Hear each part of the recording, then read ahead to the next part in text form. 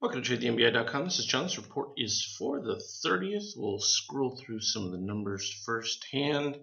Ending the month here, right on tap with what our expectation was to finish things off. So no real shock with any of the decline that was taking place because we were ready for it.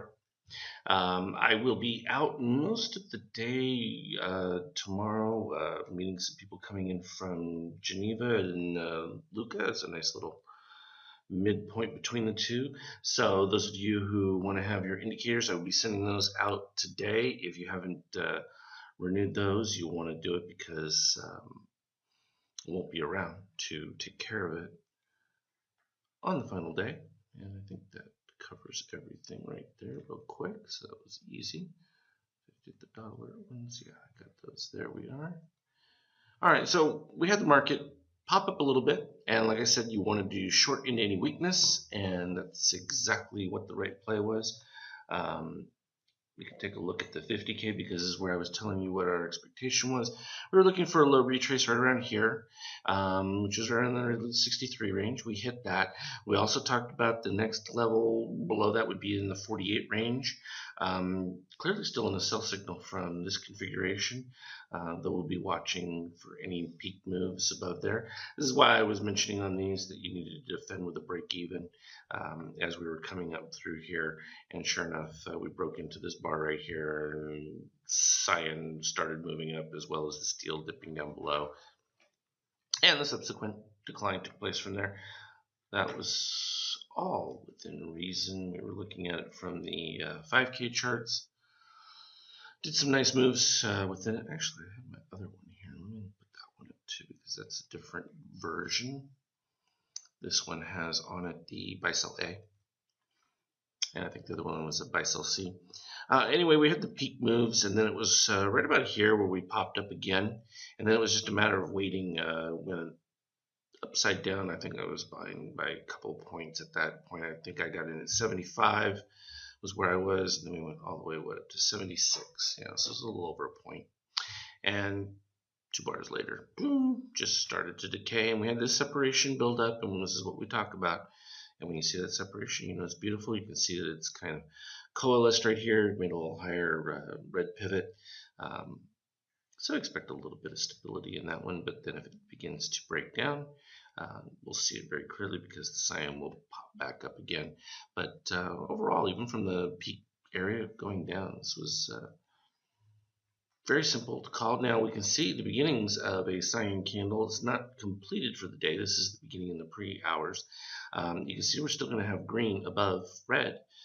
We don't have red tilting up just yet, and you still have steel spiking higher. Now, if steel began to pivot lower, you would end up with a lower steel, but you also would need to see a cyan rise to get a more exacerbated drop. So this is where it's worthwhile to follow your intraday to take some gains on that, but hasn't turned around completely yet. And even if we did get a rise from here, you'd have to see steel dip way down or shoot dramatically up, and not quite looking at that as an expectation on the final day of the month. NQ, same weakness. In fact, a little bit of an improvement though with the burst of the steel going above the cyan. However, that's going to create that separation, which will put in jeopardy for further decay, particularly if the green fades below at any point here. So again, market's in a little bit of a precarious spot at this point. YM has clearly been a little bit more negative, but you had the nice crossover along with the steel on the close there. So that's actually a positive. Just for at least a short term, where you would be concerned is, and actually almost getting steel with the higher pivot. Let's see when this previous pivot was for the YM. 548, so you're 572, so it's automatically going to create a higher pivot. So the potential for that to have meet its target for the orange dot, not bad. So one could be looking at any weakness as an opportunity to buy the call for this particular set. It's not going to be long-lived, that's for sure. Simply because you've not made a higher pivot in any of these other than your steel. And as soon as the steel comes back down, if cyan pivots up a little bit, you're then going to have the extended weakness going in through there. The extreme histograms have all been fine on everything. It's Right in line with the expectation, TLT has been positive. Where we have not seen the positivity has been in oil, ugly. And we also see the same ugliness with gold, surprisingly enough. And that's actually even worse signal right there. See where the steel is pivoted now lower below the steel. That's going to add to the weakness, along with the fact that you also have green fading lower. And you're not even into the oversold. And we expected that to come back down to these levels. So no major strain on there. The nice one has been this continued short reading from the euro. Has just been beautiful, going all the way down, and breaks the 134 number. So it's been very consistent with that initial breakdown, all the way back up from the peak level when it first broke down with the steel below cyan right there. That was all the way at 136.5. So love currencies with that, very fun. X doing the same, nothing, though the protection that it's been enjoying with the cyan well below, and that is starting to fade off a little bit. So that would be a little more concern. We have to flip towards call issues. Here, CLF takeoff from what we had liked around the $15 range, produced the lovely upside target, which was, where was that, 1697. Blew past that on announcing a dividend. 78-minute chart has been a buy for quite a while back over here, and it's just an indication that people think, oh no, it's sudden news. No, there's nothing sudden about this. They acquired all through this. We could watch the red rising as it was going up, made their final dip, and boom. So believe it, that's exactly how it works. WLT produced the cyan candle and shot up from there. We could see that developing on the higher pivot again.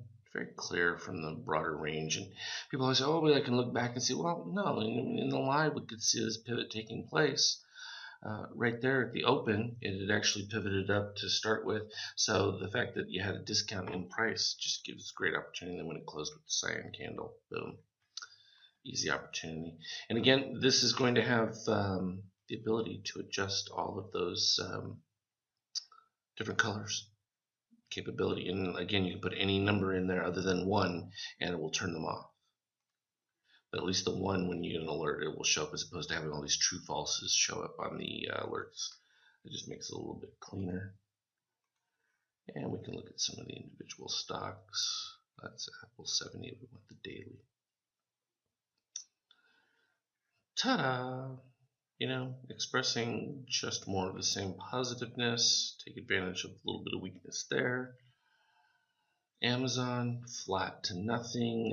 You finally got some little bullish move right there with the steel popping up, and it's actually going to take out the previous one, though you're continuing to dip on the green as well as red. I would expect that to probably turn dark red here shortly. Baidu had peaked out a little while ago here. We kind of gotten some softness expectation when we blew past the plus 13. And all we were expecting is just to retrace back underneath here, which was what, right around 217. And if you looked at just the open, it was going to be around 220. So it's right on tap with all of those. FAS, we knew weakness from the FAS was within the cards once we had the breakdown. It was right here as we were turning over. And then you're defined short right there, and took a day or so for it to kind of fizz through. Facebook has just been experienced the need for retracing that. It wasn't anything severe. Now you've had a dramatic move of the steel to the lower down below here. Any pivot up on the steel now is going to give you a nice turnaround buy. So be on the lookout for that. 15 minutes should give you a nice heads up to it. Google has been weakness. You had a little improvement with the steel shooting up, but that signed quite a bit of a spread there to the short side, and that was from all the way back when first began to break down over here, coming off the deep red. Netflix. Haven't seen a Netflix in a long time, so I couldn't tell you whether it's worth anything. It's just been in a negative cycle for quite a while. It's starting to show the first signs of turning around, though. You had a higher extreme. Didn't get the green crossing above the red. You'd have to watch that and see if it happens at the same time steel's moving forward. That would be your first indication for a positive move there. And we had a little bit of the turnaround from PCLN.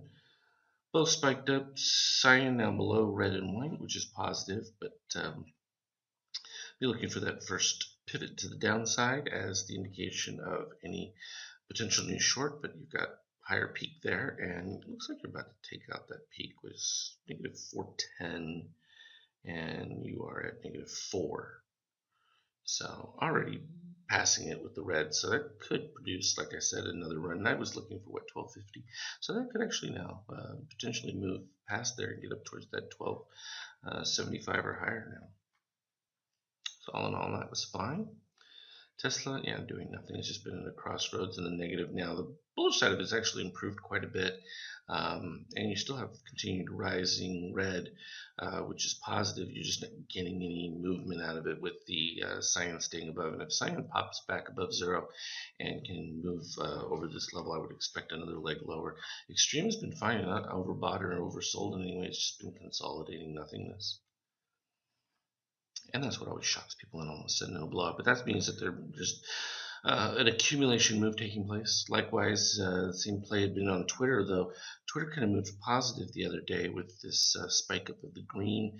At the same time, steel popped from right at the cyan there back above it. So those are two bullish signals going forward for Twitter at that particular point. So there you have it, general synopsis of things. I'll put that 50K back up, take a look at that one more time. And not building a new positive case just yet. And even if we look at the 5K, right at a crossroads right there, just passed over to a bullish side with the higher. So I might expect a little bit more of a push before any change. Got a little overbought when you got to right about there. So what was that? 1868.75. So that would be the point to look at to see if it maintains getting overbought there. That would be an indication that little resistance at that value. So continue to look for me on the private Twitter feed, Stock Twits, and as always, trade well, and I will have the indicators out probably sometime mid-trading or even just before the market opens. That way you'll be able to have them before even the 31st so that they'll be active by the 1st without any problems. As always, trade well. We'll talk to you tomorrow.